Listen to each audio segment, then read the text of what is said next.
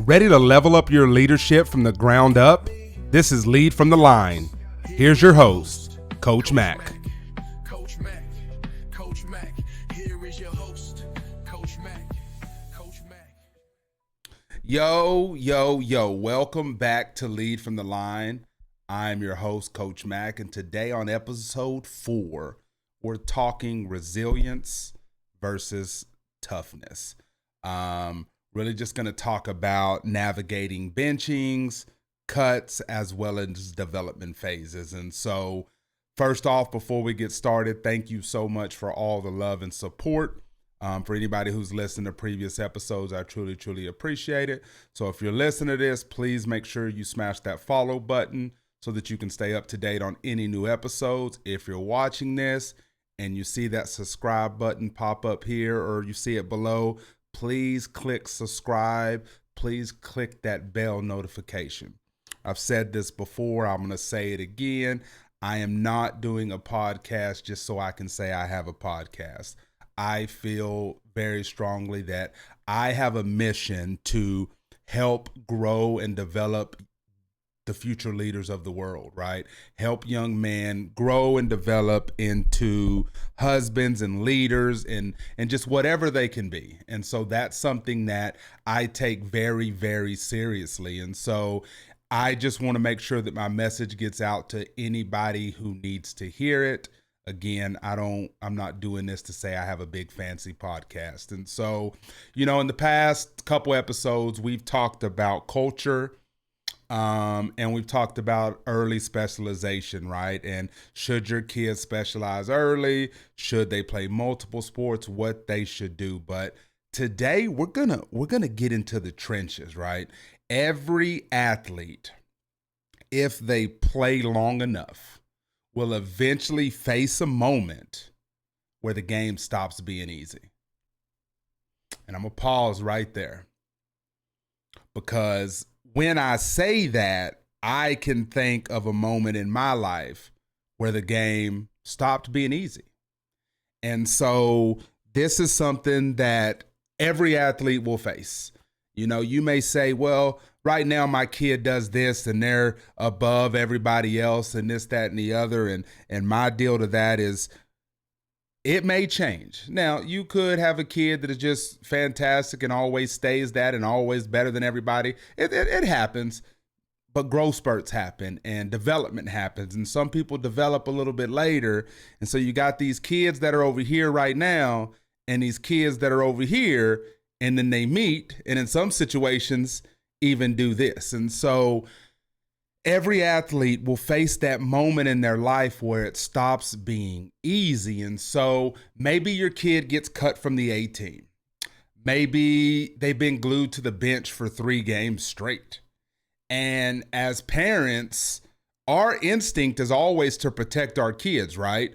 To call that coach, complain about the politics, or tell our kid, hey, you're being treated unfairly. But today we're talking about why the protection might be stilling their growth. We're defining the difference between performative toughness, acting like you don't care, right? And true resilience, using that setback that you experience as fuel, right? How do we help our kids to move from why is this happening to me to what is this teaching me? And that is something that right now in my life, I'm teaching my kids, whether it's in the sport they play or just in life in general. I am working diligently and every single day to make sure that my kids know that they're going to be faced with a bunch of different situations, right? I have a 6th grader and a 4th grader. They're going to be faced with so many different situations as they continue to grow, right? You get into middle school, the things that happen in middle school are entirely different than the things that happen in elementary. And so I've been trying to instill and tell my kids like, hey, you're going to hear stuff. You're going to see stuff. When those situations arise, if there's something that you hear, I want you to come to me and be completely honest on what you've heard. Hey, Dad, this is what I heard. And then from there, I'll tell you if it's true or not. I've always told my kids I won't candy coat anything. So if you hear something and it's crazy, no matter how crazy it may be, hey, Dad, here's what I heard, I'm going to tell you yes or no. Right? And so I get the protection. You know, we're talking about we feel as adults in certain situations, it is our job to protect our kids. And I understand that. And I'm right there with you because I'm that dad that has always said, like, we're chilling, everything can be good as long as you don't disrespect me or my children or my wife. Like I can get past almost anything in life, but don't disrespect mine. And so when these situations arise, it's difficult for us as parents not to dive full into protection mode. And so I'm saying all that to just say that I get it. I'm right there with you in those situations where we're seeing our kids get treated unfairly or situations just aren't what we thought they would be. We have the opportunity right then and there to determine if we're going to play into that poor, pitiful me. Why is this happening? What are we doing? Or are we going to dive in and say, what is this situation teaching us? How is this situation preparing us for things we're going to face later on in life? And so I always tell my children that life is not rainbow and glitter, right? Things aren't just going to be given to you. When you're younger, they are easier. As you get older, as you get older, you will have to work harder and harder for those things that you really want. And so if we protect too much early on, are we handicapping our kids later on in life? Are we giving them an out for when situations get hard? That's what I really want to talk about as we go through this episode. And it's, again, I understand and I'm right there with you. And man, don't do things to my kids. I've been in the situations where my kid was treated so unfairly that, one, I had to step away from being a coach and in hopes that would get my kid a little bit of a different interaction. And it did, because one of the other coaches there was a fantastic human being, played in the NFL. He understands more than winning football games. It's about developing and growing kids. And he was able to take my son under his arm and allow us to finish the season. Well, then he left and there was no way we were going back to that same team because it wasn't going to benefit my son, nor was it going to benefit me.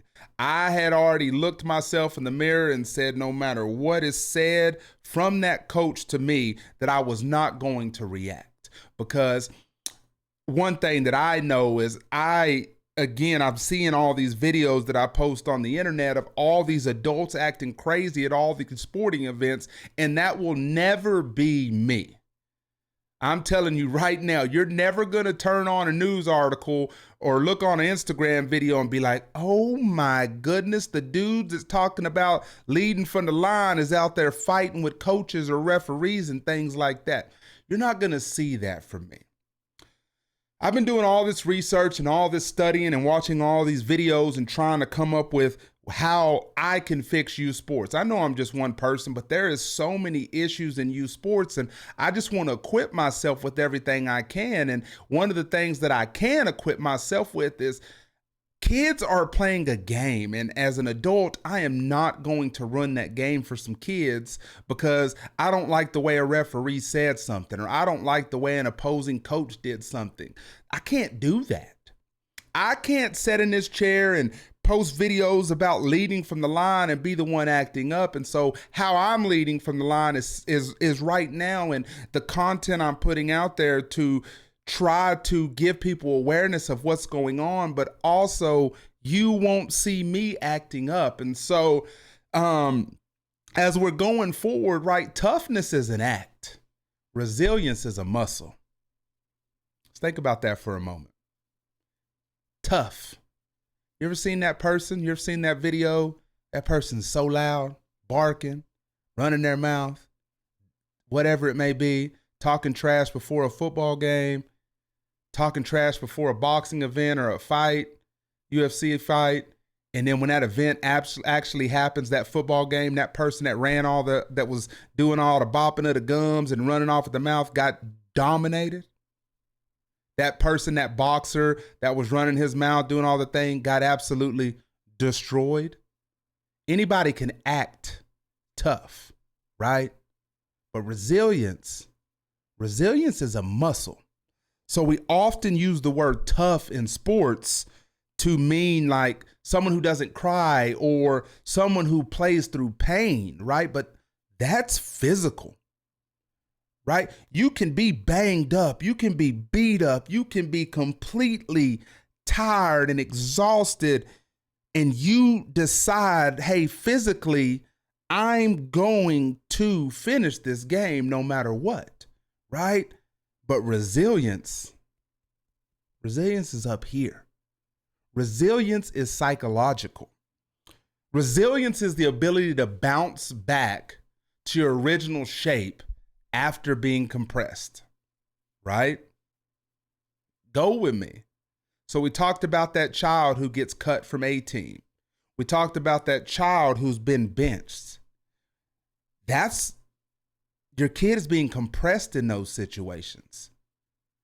Their whole world is maybe crashing down because they're not playing or they're cut or they're riding the bench or whatever it may be. And so those are those situations where you can put on that tough act. Oh, it's all good. It doesn't matter. No big deal. Nah, it's okay. Coach is going to play me eventually. Nah, no big deal. I can handle this. I'm tough. Man, nah, it don't bug me, Dad. It don't bug me, Mom. I'm all right. But inside, they're not saying that, right? And then the next deal is it can go straight to a victim mindset. The coach hates me. Mom, Dad, coach absolutely hates me. Or you've heard this one before. I don't know why I'm not playing. They're not even good. I'm better than every single one of the starters. Why am I not playing? Nah, Mom, Dad, this isn't a good situation.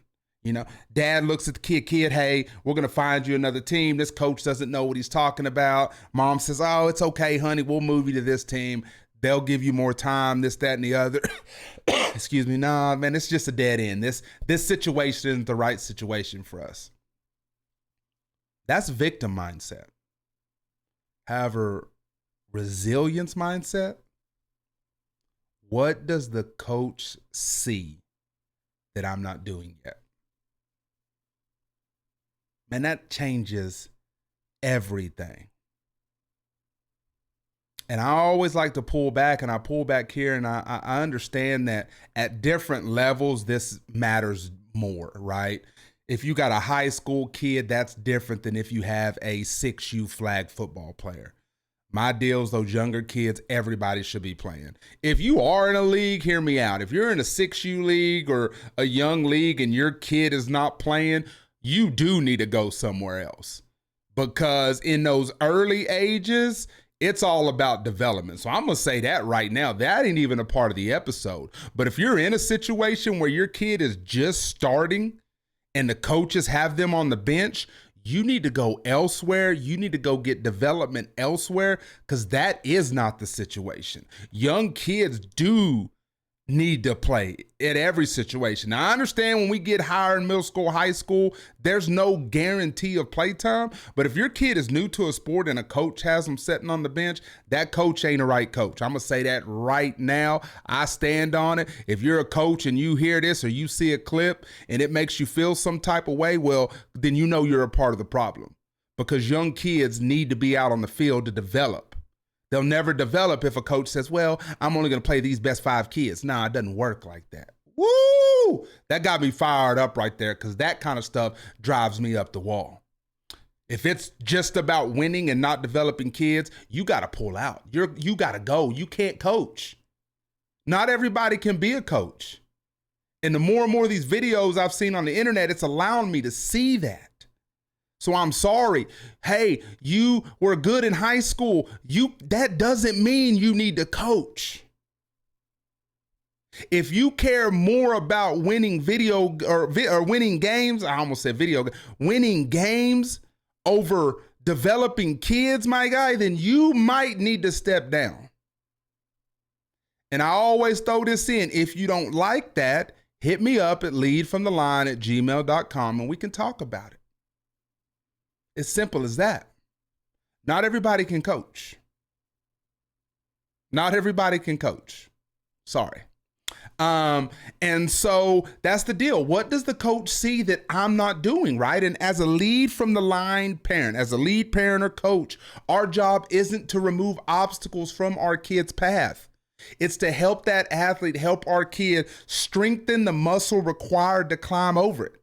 If we fix every single problem for our kids now, then they'll be helpless when they face a difficult boss or they get in that tough season of life 10 years from now.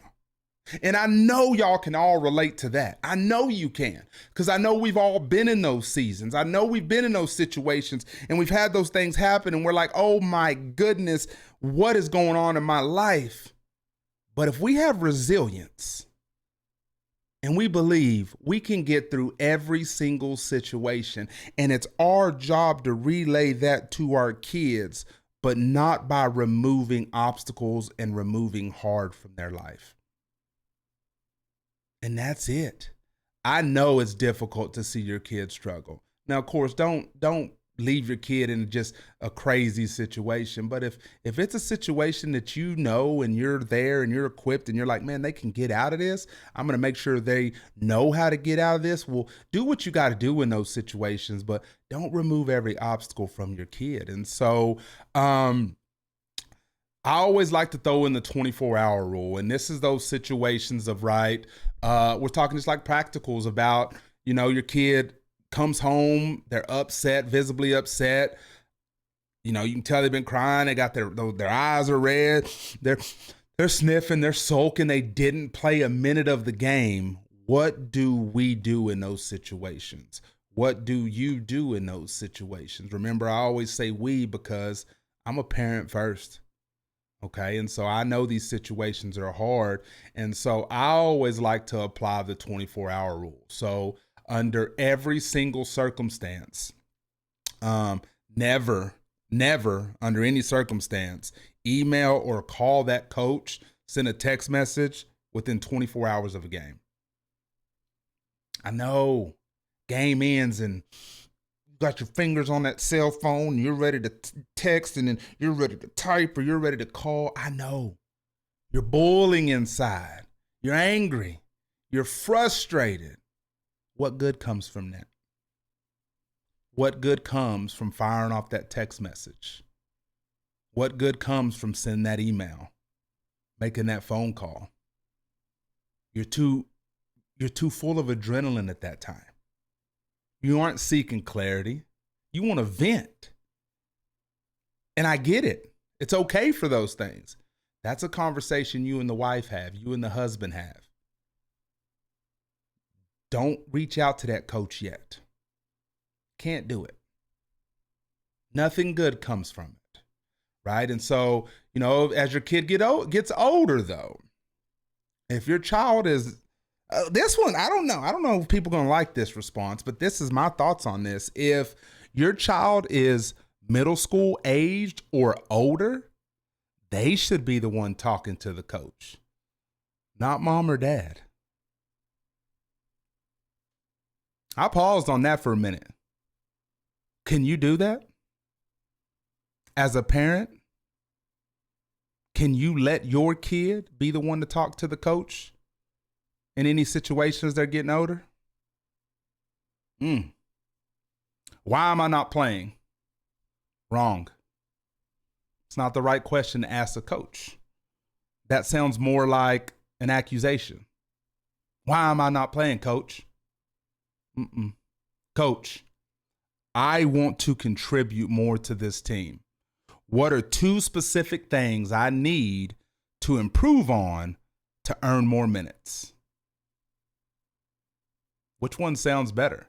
As a coach, I already know which one I want to hear. I love that one. Coach, I want to contribute more. You tell me what I need to do. So what this does is this shifts power back to the athlete. So it turns a complaint into a work order. It teaches them that in the real world, you don't get away with what you want by complaining. You don't get what you want by complaining. You get it by providing more value.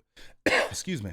And then also, I think in a situation where if our kids say does get cut from a team or something, this is where we've got to understand and where we've got to have been, where we need to have been teaching our kids that we love them the same, right? And I know this is something we've talked about in past episodes, is that nothing they do is tied to their performance. And so, hey, you have an identity beyond the A team. Right? You know, you have to address, we address what we call the identity trap. And so in youth sports culture, we've made the A team or the elite squad is like a status symbol. But who is it a status symbol for? Is it for the kids or is it for us parents to walk around and be like, hey, yo, my son, he's on the elite team. Yeah. My daughter made A-team volleyball. Hey, your daughter's playing volleyball. Your son's playing football.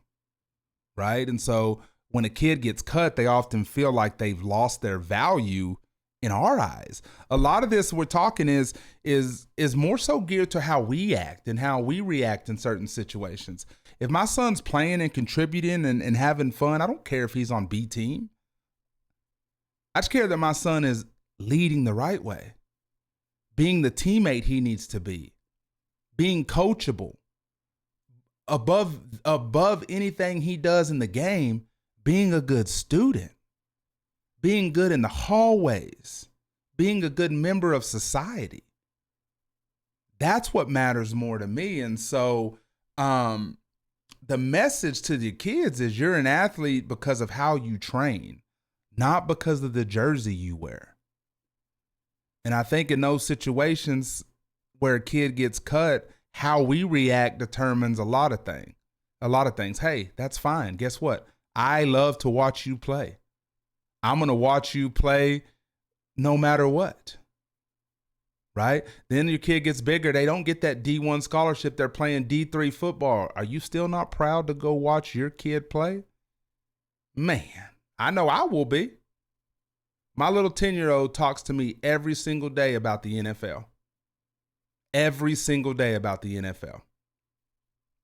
As his dad, do I say anything negative to shut that down? Absolutely not. You know, I know the chances. I know the percentages that say, but I also see his work ethic. It's better than any work ethic I ever had. And I played D2 college football. So it's one of those ones where I don't care what my kid's doing. I'm proud. I'm going to support. And so that's just one thing we got to tell our kids of like, hey, I'm proud of you no matter what. I don't care what jersey, what team you're on. I'm there. I'm supporting you. I'm your parent. I'm proud of you. Let's get it, right?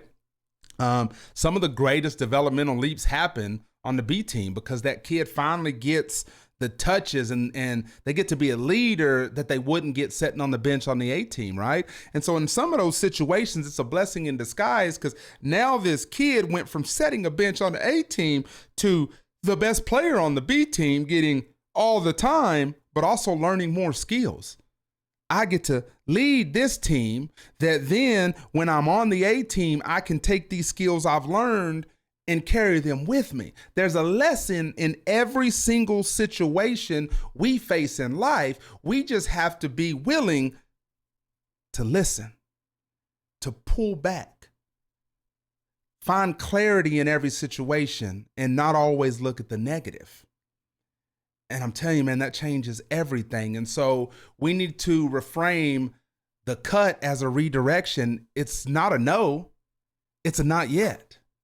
And right, if your kid loves that game they're playing, they will find a way to play it. And if they only love the game for the status, guess what? All the cut did was reveal the truth. I'm going to say that again. If your kid was only playing the game for the status and they get cut and then, I don't want to play, that cut revealed the truth. That right there is good. Cliff note that, write that down on a sticky note, stick it on your mirror. And what you can say is that certain situations happen to reveal the truth for us in our life. I'm preaching today, but and so what I want to talk about, just resilience isn't something that you're born with. It's not. We're not born to be resilient, right? But it's something that we earn through disappointment. Situations happen in our life that teach us how to be resilient. We face situations that help us grow and understand that not every no is bad, okay? And so this week's Lead from the Line action plan, we're going to call it the second question challenge. So next time your kid complains about a teammate or a coach, don't agree with them. Don't ever agree with them. Ask something along the lines of, hey, I hear you. Now, what is one thing within your control that you can do to change the situation? Tell my kids all the time, you cannot control everybody, but guess who you can control? You can control yourself in every single situation. And that's a fact. That is a 100% fact. Bob and Billy can be acting up in class doing whatever they want to do. I'm not going to, because I can control myself. And I know if I act up and get in trouble, I got to come home and face my dad. And I don't play. I do the wall sets and we walk around the block with a weight above our. That's a whole different episode. We'll get to that. So validate your kids' feelings, but never the excuse. It's okay to say, hey, I know it hurts not to play. But it's not okay to say the coach doesn't know what he's doing. Don't ever say that. Stay in the process, right? And just build that muscle. And we're talking about that resilience muscle, that ability to get through any situation because we know that it's going to be okay. And we know that every no is not the end of the world. There's a lesson in every single situation we face. And so I want to say thanks for listening to Lead from the Line. Next week, we're talking on episode 5 about confidence. And confidence is a trainable skill. So we'll break down drills that you can do at home to help your kid play with more swagger. Can't beat that. So I appreciate y'all. We'll see y'all on the next one.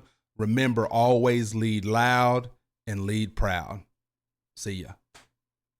Thanks for joining us on Lead from the Line. If this episode helped you, share it with one person who needs to hear it today. Join the conversation on Facebook and Instagram, and we'll see you on the next one. No flags on the play, keep your vision alive. Fatherhood and football, that's how we survive.